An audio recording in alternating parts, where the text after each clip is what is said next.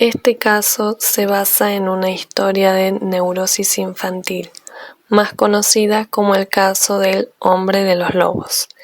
En ella, Freud expone el caso de Sergei Pankejeff, quien vivió entre los años 1886 y 1979. Sergei era un aristócrata ruso, por lo que pertenecía a familias adineradas, y es Freud quien lo atiende en 1910 y 1914.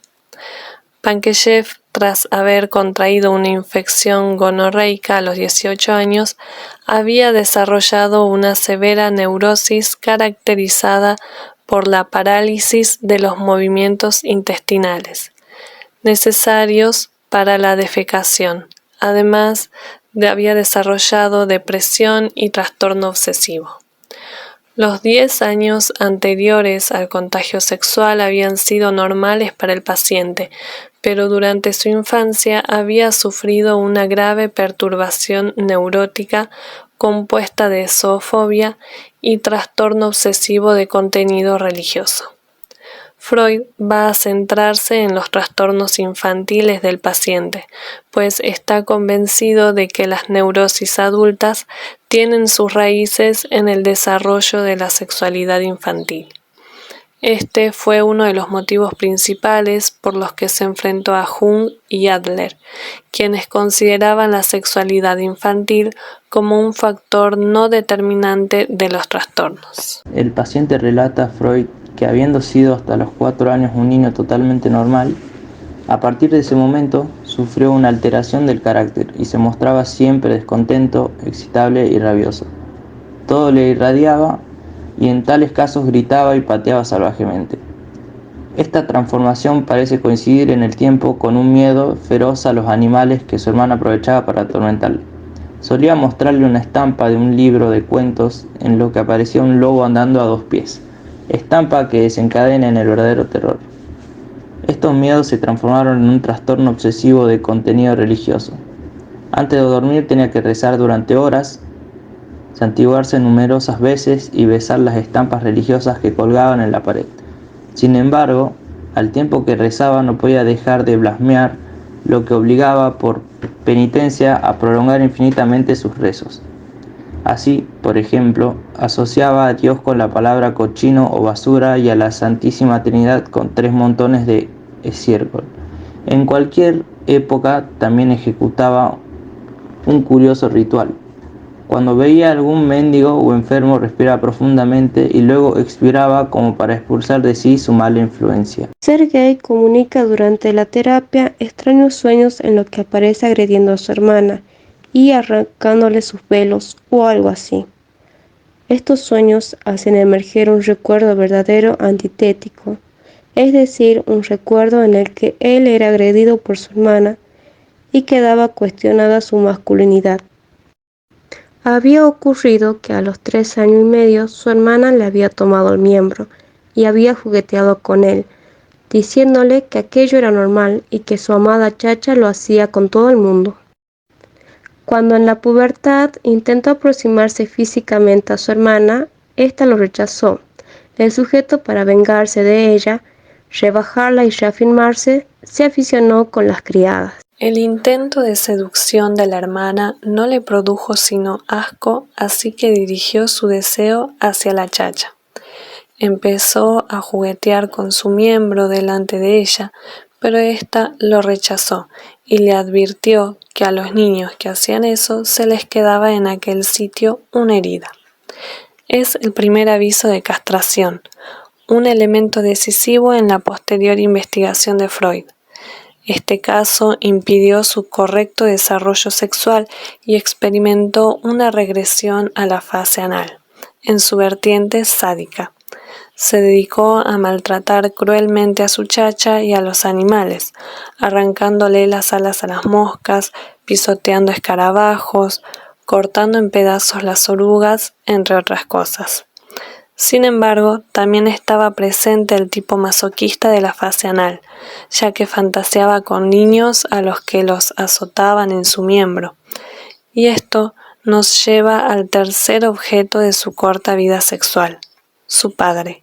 había pasado de su hermana a la chacha para terminar en su padre, al que molestaba con su maldad para obligarlo a castigarle. En esta etapa de maldad y perversidad se omite por causa de un sueño que le provocará en adelante una intensa angustia. Es el sueño de los lobos. Soñé que era de noche y estaba acostado en mi cama. Mi cama tenía los pies hacia la ventana a través de la cual veía una hilera de viejos nogales. Si cuando estuve ese sueño era de noche de invierno. De pronto se abre solo la ventana y veo un gran sobresalto, que en las ramas del grueso nogal que se alza ante la ventana se logra ver unos cuantos lobos blancos.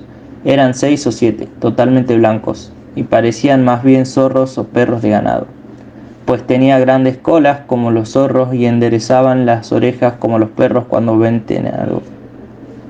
Presa de horrible miedo, sin duda de ser comido por los lobos, empecé a gritar y desperté.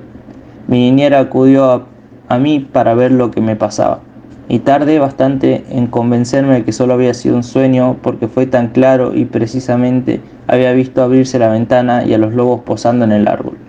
Por fin me tranquilicé, sintiéndome como salvado de un peligro, y volví a dormir. El único movimiento del sueño fue el de abrirse la ventana, pues los lobos permanecieron quietos en las ramas del árbol, a la derecha e izquierda del tronco, y mirándome, algunos parados sobre las dos patas y otros en posición normal.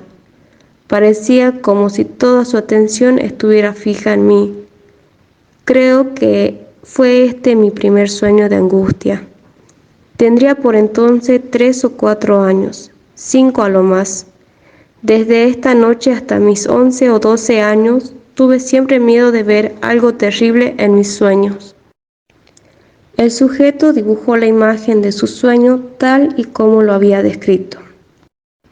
Imagen del dibujo, evidencia real, no fake.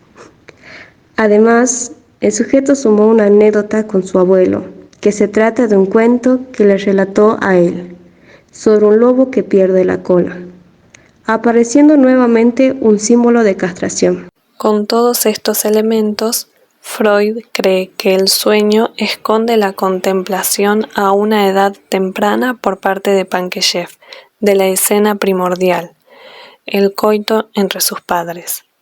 Además, en una posición especialmente significativa, pues deja a la vista los genitales, erguido el padre y agachada en posición animal la madre.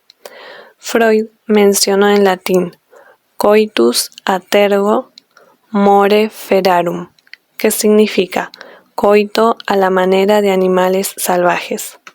Una de las consecuencias futuras de esta visión que apoya la interpretación de Freud es que el sujeto desarrollará un impulso obsesivo, inexplicable e irreprimible hacia las mujeres que adopten esa postura. Uno de tales furiosos impulsos le costará la gonorrea anteriormente citada. El miedo al lobo, que tanto angustiaba a Pankejeff, era, según Freud, una advertencia del yo contra el secreto deseo de adoptar el papel de la madre, un papel sexualmente pasivo, homosexual y por tanto castrante. ¿Qué influencia pueden haber tenido en el desarrollo psicológico del paciente estas dificultosas reconstrucciones?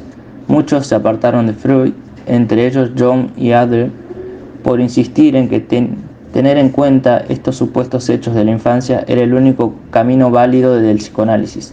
De todos modos, Freud estaba dispuesto a admitir que Pankejeff solo hubiera visto sexo entre animales y que hubiese trasladado la escena a sus padres vestidos de blanco.